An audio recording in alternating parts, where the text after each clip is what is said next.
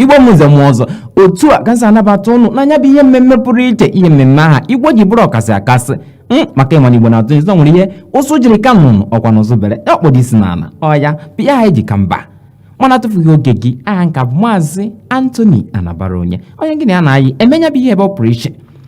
Ilu ka anyị ga-atụ n'ụbọchị taa dịkwa n'ọtụtụ mana anyị ga-ebido n'otu. Ya mere Igbo ji tụọ n'ilu sị ego na-akpa n'ụkwa ga-ama na ụkwa na-etigbu ego. Ilu nke ọzọ ituru ya bụ ilu ahụ nke na-ekwu sị na ọ na-eme agwa ntị na ntị anụghị ebere isi ya na ntị esoro, maka na ọ na-eme anya pịa nku enebe ihe anya na-ene. Ilu na-atọ ahụ ntụrụkedịkwana ya ha pụtara. Ihe ọ pụtara bụ mgbe ọbụla ngị nwa bụ ihu ma ọ bụ mmadụ na-akpa agwa ahụ na-eme akpaba Igbo atụọ n'ilu sị ego na-akpa na ụkwa ga-amakwa na ụkwa na-etigbu ego. Ịma na anya bụ onye emebe n'ihe nwere ike iti ya na nsogbu. Agwa gị na ego na-akpa na ụkwa ga-ama na ụkwa na-etigbu ego. Onye ọbụla na-eme ihe ọjọọ ga-amakwa na ndị ụka kwuru sị na ụgwọ ọrụ onye mmehie bụkwa na ọnwụ. Ọnwa na-ekwu agbakwa ọnwa nke anwụọ nke anwụkwa nke na-abịa ọ bụrụ ka esi kwu ya. Ya mere ọ na-eme mmadụ kpaba agwa dịkakwa na agwa ma ọ mebe ihe dị aṅaa iji nyere onye ahụ aka. Ị nwere ike tụọrọ ya n'ilu si ya nwanne m nwanna m nke onye nne nke onye nna pụtakwa n'ụgbọ nwafọ na-ehi mmiri. Wepụ aka enwe n'ofe tupu ọ ghọọ aka mmadụ. Ịnụ wepụ aka enwe n'ofe tupu ọ ghọọ aka mmadụ ma ọ bụ nke mbụ ụzọ okwu bụ pụta n'ụgbọ nwafọ na-ehi mmiri. Ị ma na ihe a na-agwa gị bụ anya bụ ihe ị na-eme ezighị ezi nge gbanwee. Maka na Igbo na-atụ n'ilu sị na onye asị ya jide ka iji bụ onye na-eme ọfụma ma onye asịkwa na ya ha ka o ji ịma na onye agaghị eme ọfụma. Mere nwanne onye na-agba aja egwu ọka iko a na-akọ ya nụ. Maka na Igbo tụrụ ilu sị na ihere anaghị emekwa na onye ala ọkwanụ ndị nwe ya nụ, maka na etigbu onwe elu amara ndị nwe elu. Ya mere ọ bụgodị na ị na-eme ihe ụfọdụ ka ị mee ya na ị ga-emewu ya.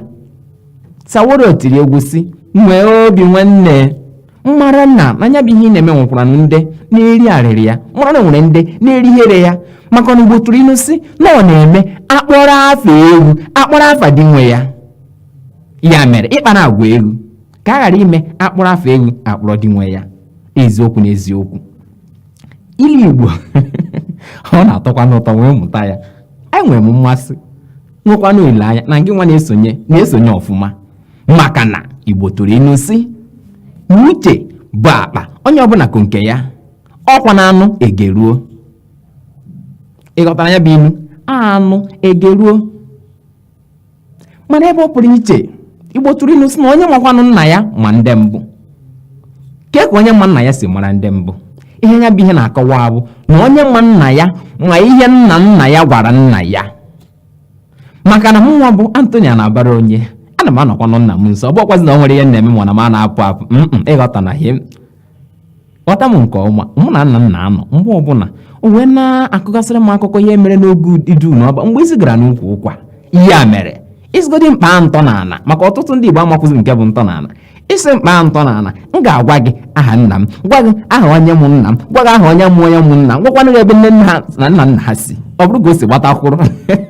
Ọ ya bịa Igbo tụrụ ilu na onye mụ nna ya ma ndị mbụ nke ọ bụ onye na-ege ntị ugbu a ịnwere Igbo tụrụ ilu na obi na ala ma dị ọkpara ọkụkọ. Maka na onye anaghị ebe emiri ozu na-eme ọjọọ ịbụ osi n'ọkpa. Ịnyenụ m anya nke ọma ị ga-ama maka Oliver tiri egwu sị ị na-anya n'iru ma ọ bụ egwu ịnọkwụrụ anya n'azụ ma ọ bụ egwu. Maka na ihe anyị na-eme bụ ihe maara ahụ ya ka Oliver ji esi nke ị na-eme mụrụ aga ahụ maka na nke m na-eme maara m ahụ.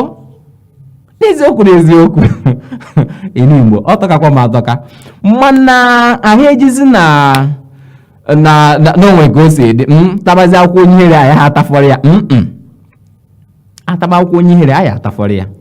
Maka na ihe ka njọ n'ụwa bụ mmadụ imegide ya taa akwụkwọ ụmụahịa. Igbo tụọ ana n'ilu sị na onye ataga akwụkwọ ụmụahịa ịma na ya bụ onye ele n'ihere n'ahịa. Ya mere dịka mma na ihe niile nwere oge ndị ụka kwuru ya ndị ọgọ mmụọ kwukwere maka na mgbede iri ihe ọbụla ị ga-ewere ya ebe a maka ọ na-eme agọba ebighị ebi.